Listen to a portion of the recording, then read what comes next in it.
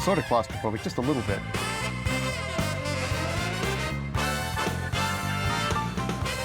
Feel much better.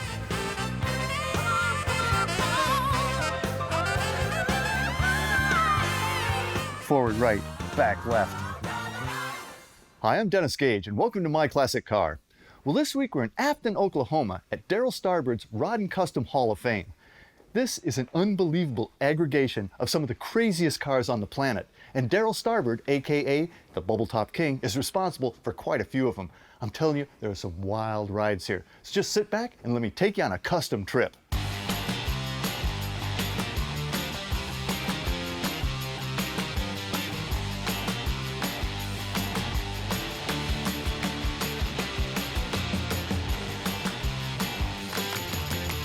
Well, Darryl, great to see you again, my friend. Well, hey, this is great to have you here, Dennis. And man, what a place. This is just unbelievable. I've always wanted to get here, and there's so much great here. I thought we'd start in what I was going to say was the coolest wing, the Jack Walker wing, but that's not really true. Every place you look here, it's cool. Starting over with the Voodoo Spyder. It does look like a bug, actually. Is it fiberglass? No, actually, the car's handmade out of sheet metal. I mean, that's got such wild curves and everything that I'm amazed you can even do that with metal. Well, and it takes a lot of skill and a lot of hammering and a lot of welding and leading and filling and cussing. A little bit of everything. That probably comes in, I'm sure that comes into play. And then I like the way the gauging is done. That looks like exhaust tubing. Well, actually, that is exhaust tubing. Oh, really?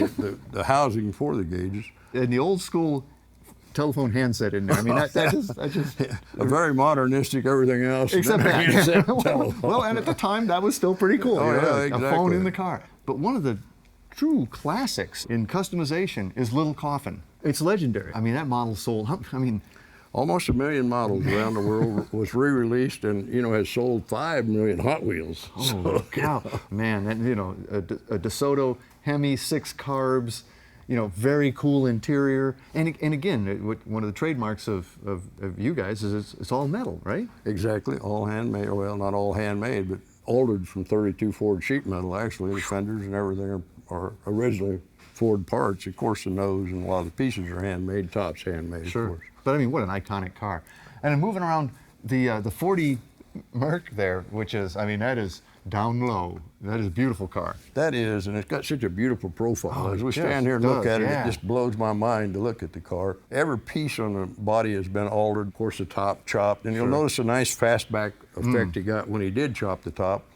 And of course, it's got the traditional Mercury trim around the windows and all that give the Merc hardtop the look originally, Now there's another really interesting car, and this is one you built, another one you built, the 41 Lincoln Continental. Right. This is a lot of work in this one, believe me.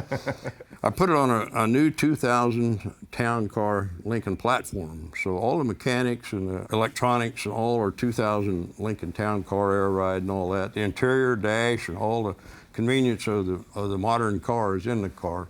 As you can see, I've widened the whole hood out, widened the fender. Of course, it's got real wide wheels on it too, 24-inch wheels, which give it some of the width. But also I had to alter all the sheet metal on the car. Again, it's an all-metal car, handmade the windshield frame.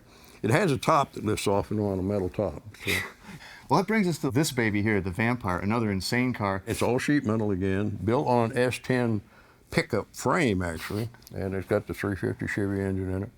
Car runs and drives good. No kidding. You would never think of using a truck frame for something like this. But right. What we've been ignoring the whole time is really the bubble car that started it all, the Predicta. Let's get to that baby now. Oh, absolutely.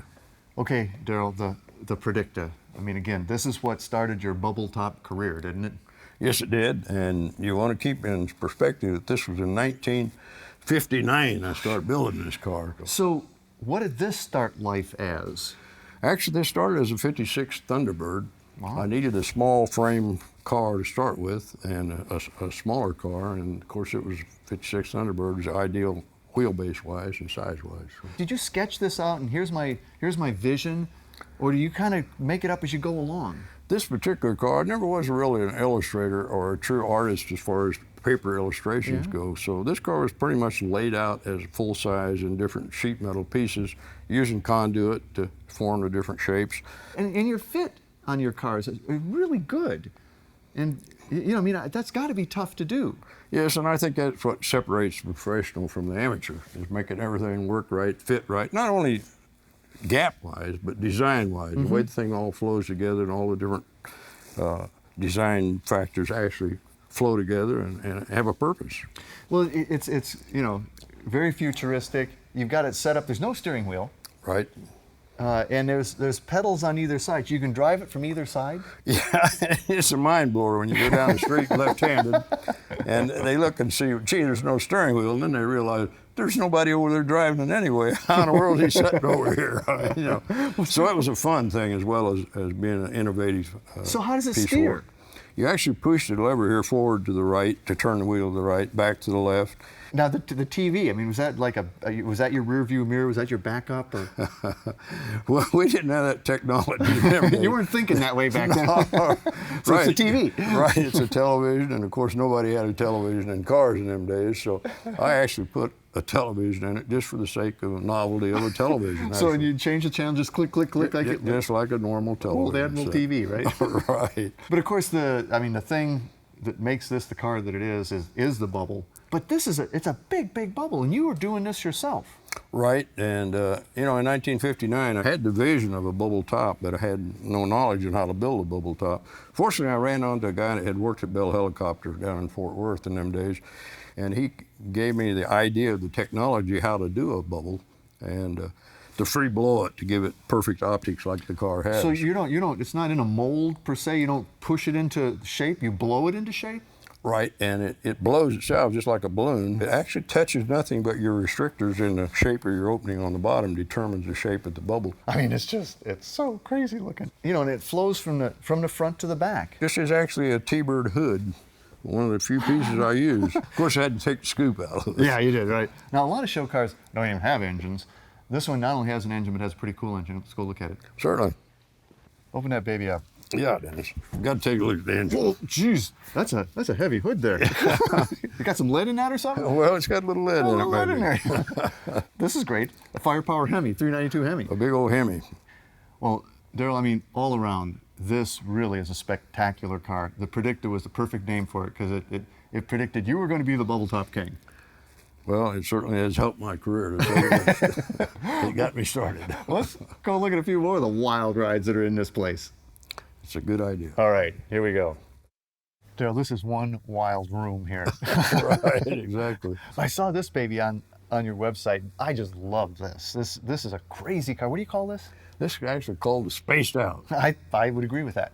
Maybe I was spaced out when I designed it. I'm thinking maybe. No. And believe it or not, Dennis, this is a big old 34 Buick four-door to start with. About this tall. It's a lot smaller now. It's a lot smaller Leave it out now. rain in a trunk or what? Right. And narrower too. I mean, it's a very little car. Yes, it is. Cool look though, and I mean, this looks like one of the biggest bubbles you've ever done. Is it or isn't it? It's an illusion. Well, it's actually an illusion. It's not the biggest, but it is an extra long bubble, as you can see. It's also more narrow than most of them are. Yeah. So. Well, and again, it's optically clear. Yes, and that's the advantage, of course, of doing the free-blown system. Now, this one open up like this? This car opens the other way. Oh, it opens this way. Okay. Front yeah. goes. That makes sense, actually. Yeah. How else did you get in the back? Right. She's beautiful. I love it, and I love. It looks so long, but I guess it's because it's so little, really. Right, and I think it's like you're saying, an illusion more than anything. Man, love the grill too. Handmade, the whole grill. Wow, the whole front end of it's handmade. The headlights are all handmade. Just a different look about the whole car, really. I would say. Now, Stingray, Corvette, to begin with at least? Right, this was a 1964 Corvette. Really very space-aged interior, too. Very, almost like Jetsons inspired. Right. This was actually built for a farmer down in Oklahoma, and he was only 18 years old when I built him this car, and he bought the car brand new, brought it to me, and I customized it for him. So. You wouldn't expect a farmer to be going for something quite like this. You're right. Oh, no, this is an interesting one. The back end here is almost Tornado, like 66 Tornadoes. Well, it has a little resemblance. And then the rest of it I'd say is maybe Corvette. Well, probably the only thing on Corvette on the whole car is actually the hood, and we did use a Corvette hood to start with. The rest of it was actually a Camaro, believe it or not, a four-place Camaro. Of course, we made it into a two-place vehicle. That is a complicated top. though. I mean, how many pieces are there here? There's one bubble there. Is that a separate? Are these separate Actually, bubbles that's back one here? complete bubble. The whole thing is one bubble. Whole bubble. And so one how does it open complete up? piece. It opens electrically this way. Oh, I see. Okay. Wow. Front half opens up, right? And you blew that from blue Lexan, or? Yes, a tinted Lexan, or not Lexan, acrylic plastic. I actually. see. Wow. I mean, yeah, I would never have guessed Camaro on that one. There's a lot of things going on there, but I didn't see much Camaro in it. But I have to tell you, I would probably guess that one to have started life as a pacer. Well, you know, and it did, matter of fact. And Boy, I think you're probably the only person ever customized a pacer. right, and I did that, you know, Dennis, because I really liked the idea of the wide body. Yeah. When it first came out, I thought that's neat. A wide it is body, wide, it they gives you a were. lot of room inside, and it got And then you actually gave it even more glass than it had. right, and it did have a lot of It glass had a lot of glass start to begin with, right, but right. now it's all clear. So that's 4 Bubbletop cars right here. Right, Dennis. Where would you ever see 4 Bubbletop cars together? I think only here, actually. Right. We've done the inner circle. We say we do the outer circle. Great, let's do that. All right. Well, this is a wild baby. It looks very 70s to me. Right, I think the graphics and the color changing and all that, and just the overall appearance of cars has that 70s look It about it. really does. Now, it's really cantilevered. You got the front end stretched way out over there. What was the thought? Well, my thought there was to get the driver down a little, much like a regular car, and have the visibility and all of a normal car, and the riding of the normal car, and yet have the van behind him. So what did it start as? Started as a 72 Snub-nose van. Oh, so then you kind of just tacked this front end on and put the flares, and yeah, I mean it's a very funky van. You haven't seen anything yet. Wait till you see the inside of it. Oh man, yeah, definitely. I like the chairs, and then what do we have all the way forward? All the way forward is a big stereo system. Was that an 8-track tape player in there? Right, exactly. The Whoa. 8-track tape player I has mean- a little round television in there, a little 10-inch ball type television. And what'd you call this baby? The Vantasta. Vantasta. Very, very futuristic and This for sort its of time. yeah, kind of hippie future. Exactly. Kind of hippie future. That's pretty good It description. is Dennis. actually. Let's go check out some more of your wild stuff. There you go. Okay, Gullwing, kind of Corvette-y, but too small. What is this?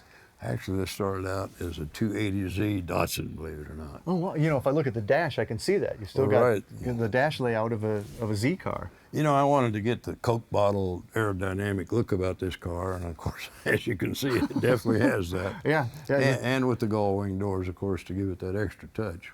And the windshield's very bizarre, and you had to obviously redo all of that. Right, and it's all handmade, the whole top. In fact, about the only thing left on the whole 280Z is the hood. The rest of it is pretty much all handmade out of sheet metal. It even has a Camaro back window in it. So. Parts from everything. It's a Frankenstein. Right. Now you talk about space age. This is like from another galaxy. Yeah, and I named this car the Star Trek Coupe. Oh, how appropriate. Right the days of the Star Trek it started, of course. It is an all handmade car again, all made out of sheet metal, and a complete original design. Really didn't really start with any car on this particular car. It's powered by a 350 Chevy. It drives and works very well. Well, the gauge cluster's in the center, but that steering column seems to cock a little bit this way. Does that move, or is that just the angle of it? That's the angle of it, mainly for you to sit in there more comfortably and drive it more comfortably. Well, you have to look a little hard at this, but I recognize this. This is a Pantera. And this is one of my favorite cars. That's beautiful. Design-wise, I think I actually improved on the Pantera, which is very difficult to do. I was going to say, because already a pretty good-looking very car. Nice classic car to start with. So you stretched it out in front. Yes, I did. And I actually widened the fenders. The fenders are actually widened, the master wide. I even widened the rear quarters up. If you look up on top here, there's a mirror. Yeah. And there's a glass. And when you're driving in there, you look up through the glass and you see the rear view mirror. It shows out high enough above the car. Kind so of a you can see all the periscope back. almost. Exactly. Only you're actually just looking up through the Oh, mirror no kidding. of the glass. Oh, I see what you're saying, yeah. Oh, that's interesting. We've only scratched the surface here. Darryl, there's, 52 cars? 52 cars total in the whole building. It's Jam-packed full of unbelievable vehicles. It is, and they're unbelievable. We got to get them in, though. The only way to do it is in a manic montage.